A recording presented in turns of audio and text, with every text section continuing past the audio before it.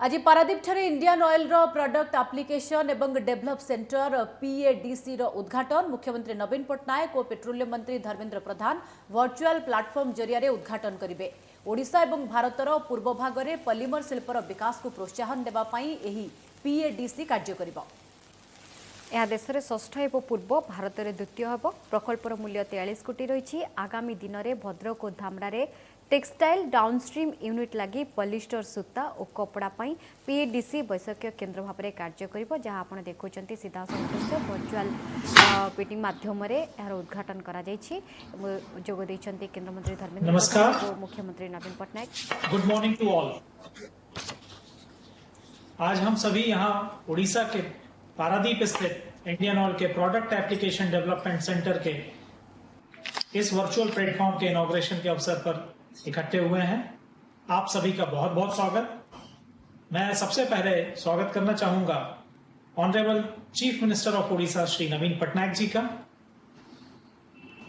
हमारे honourable union petroleum and natural gas and steel minister Shri Dharmendra Pradhan ji हमारे बीच मौजूद हैं। सर, आपका भी बहुत बहुत स्वागत। Secretary ministry of petroleum and natural gas Shri Tarun Kapoor ji, आपका भी स्वागत।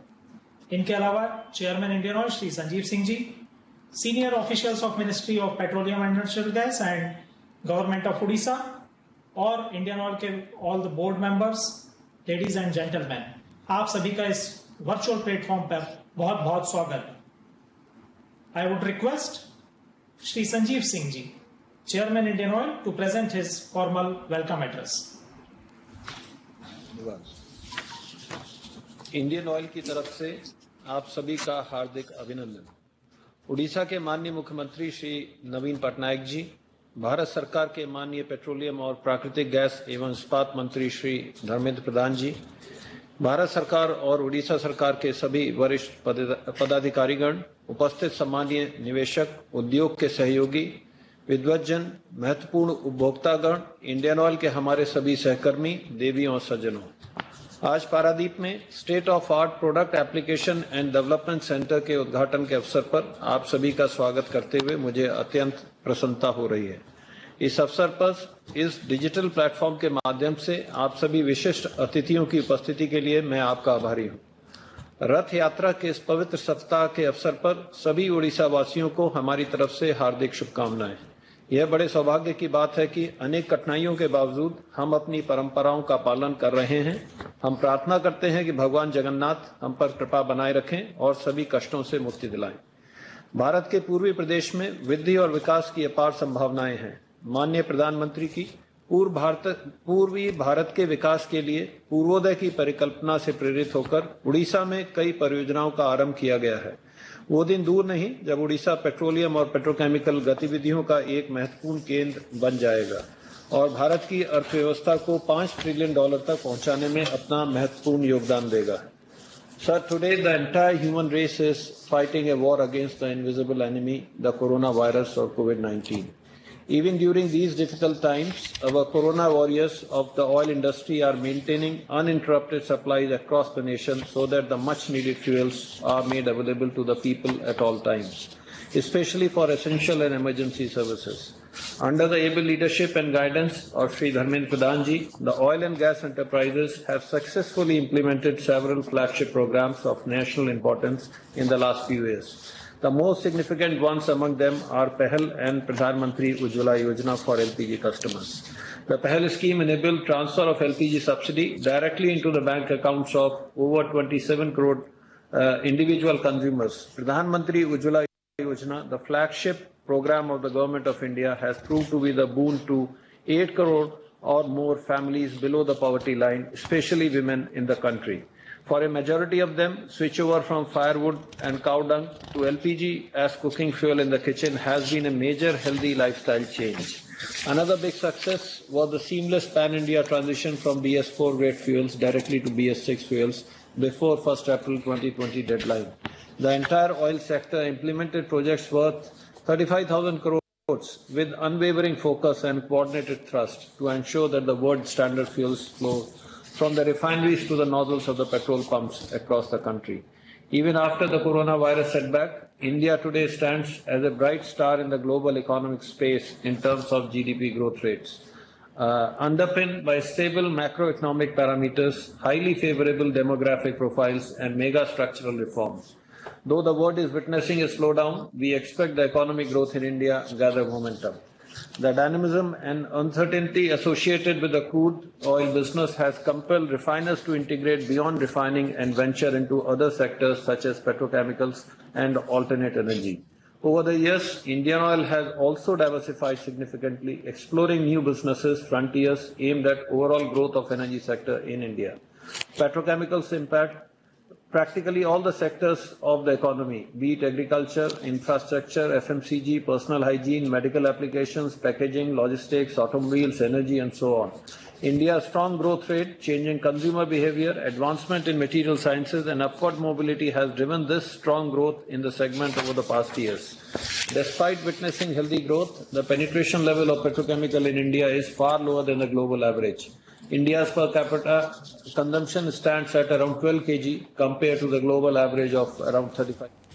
Into next generation of advanced research, enabling entrepreneurship and sustainable growth in the days ahead. Thank you very much. Jai Hind. Namaskar. Thank you very much, sir. Now I would request Secretary, Ministry of Petroleum and Natural Gas, Shri Tarun Kapoor ji, to address us. Honorable Union Minister for Petroleum, Natural Gas and Steel, Shri Dharmendra Pradhan ji, Honorable Chief Minister of Odisha, Shri Naveen Patnaik ji, CMD IOC, Shri Sanjeev Singh ji, senior functionaries from Government of India, Government of Odisha, Indian Oil, esteemed customers, members from the media, ladies and gentlemen. It is my great privilege and honor to address the inaugural ceremony of Product Application and Development Center, Paradeep today. The project showcases our promise to make India a leading player in the field of polymer research and support the culture of enterprise and self-reliance in the country. If India has to become a leader, then I think innovation is the key, and this becomes a big step in this direction. The PADC facility is spread over 5 acres of land and houses 4 laboratories. Chemical lab is there, compounding lab is there, processing lab is there, and testing lab is there. And all the labs are supported by sophisticated processing and testing facilities. Apart from being a center for excellence in the field of polymer research, the PADC will also act as an incubation center to support enterprise in this region. Government of India is fully seized of the fact that petrochemicals is a sunrise industry and holds tremendous promise. We are fully committed towards the development of the sector and are working closely with all the stakeholders, be it public or private sector. Numerous national developmental projects have been launched in the recent years, which cover a wide array of sectors to initiate economic reform as well as target social change. Make in India aims to promote 25 sectors identified for investment in manufacturing.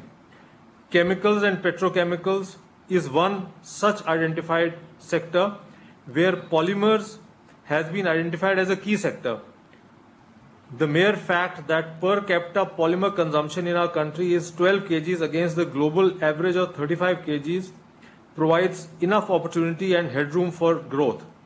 The end users in this segment are mostly from MSME sector, which forms the backbone for industrial growth and employment generation in the country. The Indian plastic industry has made significant progress since its beginning in 1957. The industry spans the country and hosts more than 2,000 exporters and employs about 4 million people across 30,000 processing units, about 90% of which are in the MSME segment. Indian plastic products are exported to over 150 countries. The plastic sector is related to almost all the sectors in the economy, be it infrastructure, personal hygiene, medical applications, etc. We also see huge scope of growth for plastic industry in the state of Odisha, where the per capita consumption is just 2.5 kg. Last year, Indian Oil Corporation commissioned its first polypropylene plant at Paradip to provide feedstock to downstream polymer industry. In addition, Indian Oil is also working with Odisha Industrial Infrastructure Development Corporation to develop a 120-acre cluster facilities for polymer processing at nearby Paradip Plastic Park. Indian Oil is similarly working on development of polyester and textile-related cluster in the region by way of setting up of feedstock units like purified terephthalic acid and monoethylene glycol at Paradip, as well as related downstream condensation polymerization textile unit nearby. The facilities, when commissioned, will catalyze development of textiles and polyester related industry not only in Odisha but the entire region. In the end, I would like to compliment Indian Oil for having achieved completion of the PADC project in a record time, and I am sure that the project will go a long way in supporting the spirit of innovation and enterprise in the country. Thank you very much. Thank you, sir. Now, for this participants of this virtual platform, I would request to play a audio visual on Product Application Development Center, Paradip. मैं कहता हूं, भारत का अगर विकास करना है तो पूर्वी हिंदुस्तान के विकास के बिना भारत विकसित नहीं हो सकता। हिंदुस्तान तब आगे बढ़ेगा जब हमारा पूर्वी उत्तर प्रदेश, हमारा आसाम, हमारा उड़ीसा, ये भूभाग हिंदुस्तान का ये ताकतवर बनना चाहिए। प्रधानमंत्री एही चिंताधारा सह ताल देई एक समृद्ध राष्ट्र गठनर लक्ष्य नहीं इंडियन ऑयल ओडिशा रे अनेक प्रकल्प आरंभ करिसेंती। विगत 5 वर्ष मध्यरे कंपनी ओडिशा रे 41,000 कोटीर निवेश करिसेंती। एही क्रमरे ओडिशार पारादीप ठारे इंडियन ऑयल निजर सबुठु बड़ अत्याधुनिक रिफाइनरी स्थापन सह एक पेट्रोकेमिकल हब मध्य करिसेंती स्थापना। 2019 मसीहा फेब्रुआरी मासरे इंडियन ऑयल पक्षरु पारादीप रिफाइनरी परिसर मध्यरे प्रति वर्ष 7 लाख मेट्रिक टन उत्पादन क्षमता विशिष्ट एक पॉलीप्रोपिलीन प्लांट आरंभ करा जायछि। एही प्लांट रे उत्पादित हेउथिबा द्रव्यर व्यवहार डाउनस्ट्रीम उद्योग रे हेबो, जेमिति कि सीमेंट पैकेजिंग, सार पैकेजिंग, वस्त्र पैकेजिंग, पर्सनल केयर हाइजीन सामग्री जेमिति कि बेबी डायपर, चिकित्सा क्षेत्र रे आवश्यक व्यक्तिगत सुरक्षा सूट एवं घर व्यवहार उपयोगी सामग्री इत्यादि। ओडिशा रे पॉलीमर उद्योग को प्रोत्साहन देवा पई इडको और इंडियन ऑयल द्वारा मिलित भावे पारादीप प्लास्टिक पार्क रे एक प्लास्टिक उत्पादन क्लस्टर रो स्थापना करा जाउछि। पूर्व भारतर विकास रे एबे आउ एक अध्याय जोड़ी हेला। इंडियन ऑयल द्वारा 43 कोटी टंका विनियोग रे पारादीप रे एक अत्याधुनिक product application and development centre माने PADC रो स्थापना करा जायछि।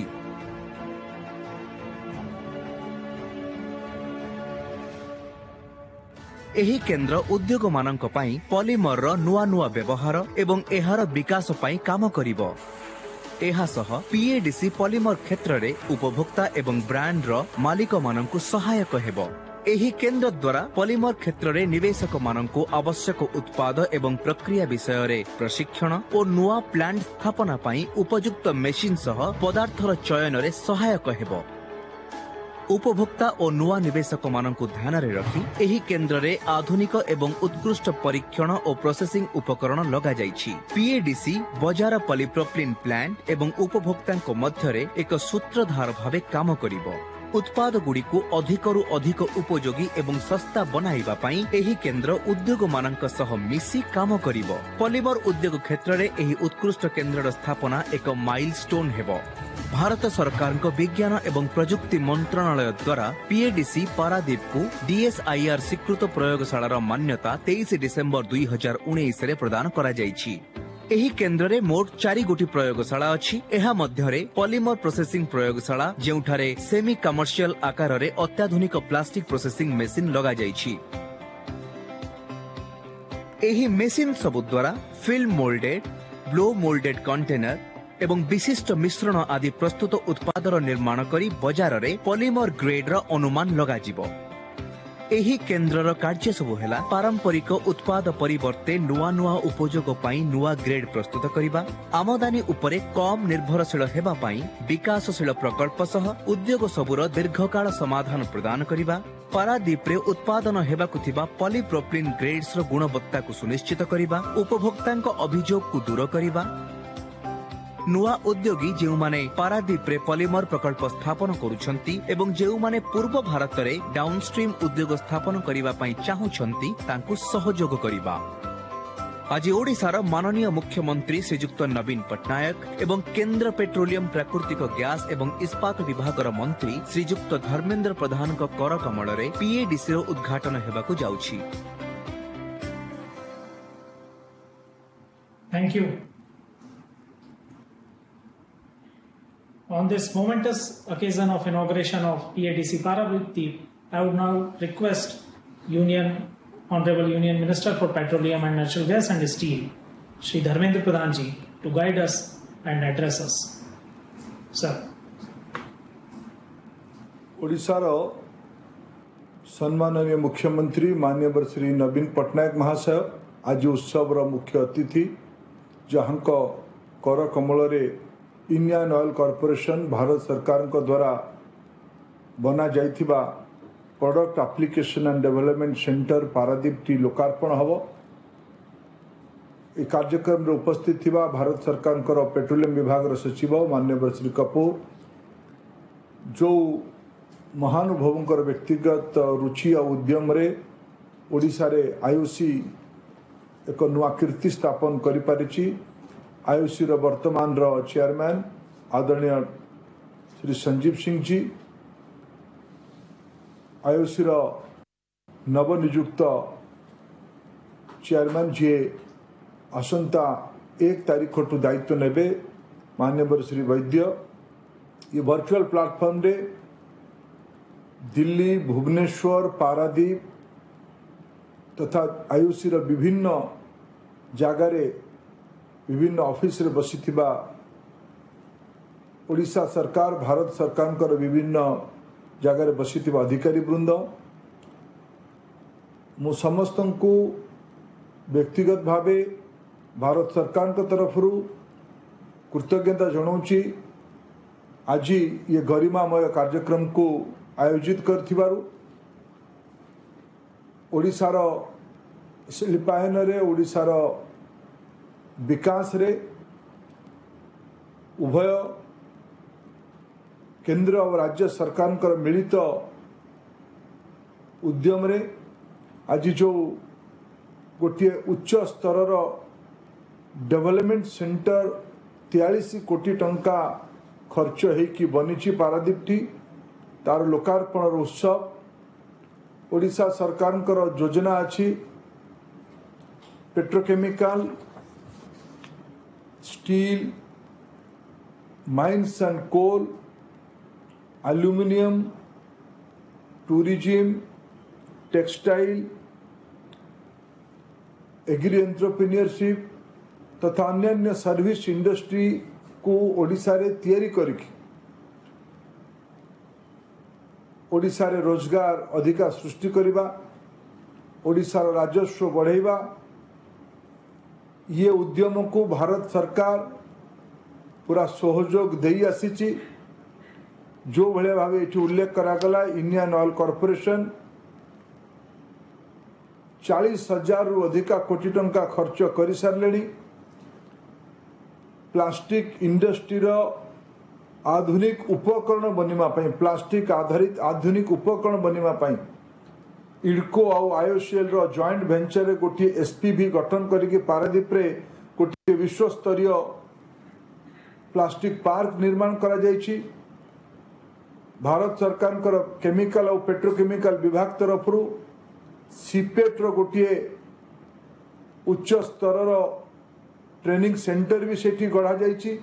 और आज ये डेवलपमेंट सेंटर पार्क तापय अनेक व्यवस्था तापय सस्ता रे कंचा माल उपलब्ध करेबा आईओसी को दायित्व देछि। पारादीप रे तथा ओडिशा रे बालेश्वर हो पारादीप हो किंबा खोर्धार इंडस्ट्रियल अंचल हो किंबा ब्रह्मपुर इंडस्ट्रियल अंचल हो किंबा ओडिशार अन्य को अंचल रे ओडिशा रे जो माने प्लास्टिक उद्योग रे काम करिवे समस्त को निरंतर और सुलभ मूल्य रे रॉ मटेरियल मिलू यार दायित्व आयुषी नब सीपेट भुवनेश्वर सीपेट बालेश्वर सीपेट पारादीप ये तीनोटी जाक प्लास्टिक इंडस्ट्री ओरिएंटेशन ट्रेनिंग पाई अंतर्जातिक स्तर रो संगठन से माने सहयोगी हेबे ता सह आज ये जो product application and development centre ये ओडिया शिल्पोद्योगी मानक ओडिया युवक मानक आत्मनिर्भर हबारे प्रधानमंत्री आत्मनिर्भर भारत अभियान रे आत्मनिर्भर हबारे गोटे बहुत बड़ा पदक्षेप हम ओडिशा को एक अग्रणी राज्य भावे ओडिशा को एक प्रगतिशील राज्य भावे ओडिशा को एक व्यवसाय स्वागतकारी राज्य भावे गढ़ी तोलिबार आम समस्तंकर दायित्व आम समस्तंकर प्रचेष्टा आम समस्त मिसिकी दायित्व को निज निज जगार रही पूरा करिवार आवश्यकता अच्छी से पाई आज मु आउ थरे इंडियन ऑयल कॉर्पोरेशन को धन्यवाद देवी आपण जो दायित्व गुड़िक या छाड़ी आपण को नबार बाकी अच्छी जो कथा को चेयरमैन श्री सिंह उल्लेख करुले भद्रक टेक्सटाइल रॉ मटेरियल कारखाना हो जो कारखाना आग को जाइकी राज्य सरकार को द्वारा परिकल्पित धामरार मेगा टेक्सटाइल पार्क रे रॉ मटेरियल पहुंचबो एटिकार युवक मान को रोजगार मिलिबो एटिकार पूर्व भारतर आवश्यकता को धामरारू पूरा करा जिवो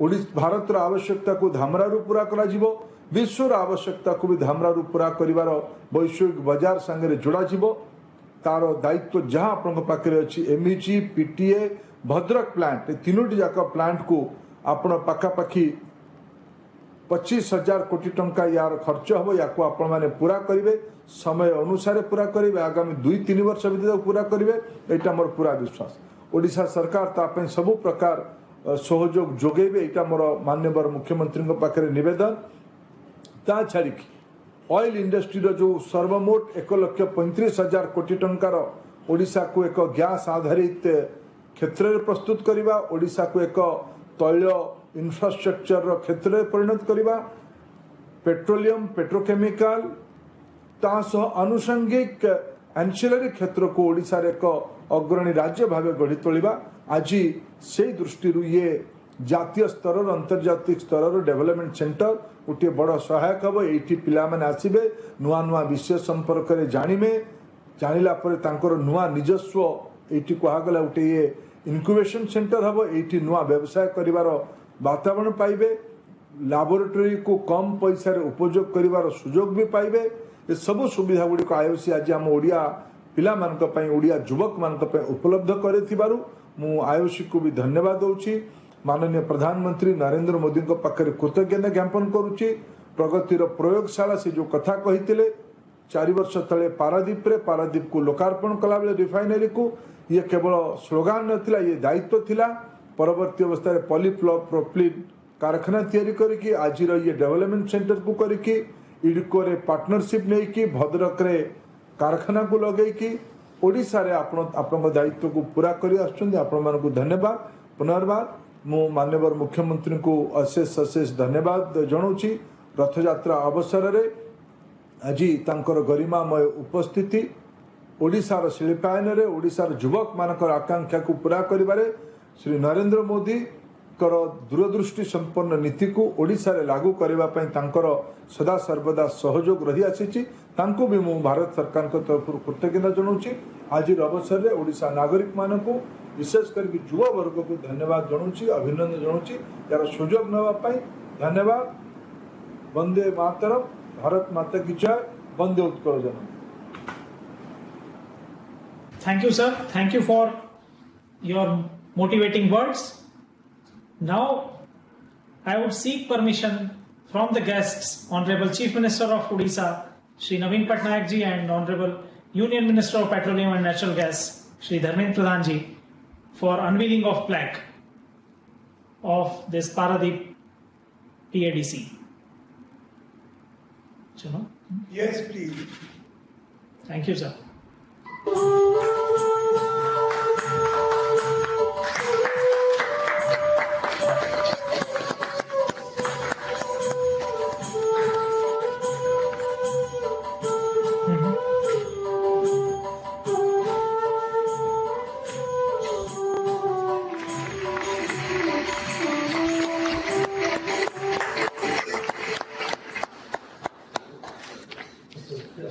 thank you for the unveiling of flag.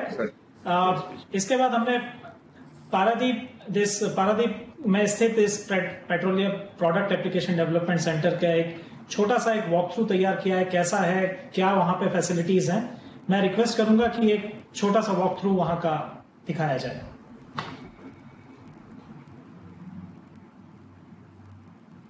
Opportunity to welcome the Honorable Chief Minister of Odisha and Honorable Minister of Petroleum and Natural Gas and Minister of Steel to the state-of-art Product Application and Development Center (PADC) set up in Paradip, Odisha. Product Application and Development Center is engaged in offering technical assistance and various technical supports to the polymer customers and developing new products and applications in the field of polymers. Product Application and Development Center is also providing support to the new entrepreneurs in setting up of downstream units. All the PADC is carrying out various developmental activities which are in sync with the customer needs and can be very much easily adopted by the customers. PADC is having 4 different laboratories.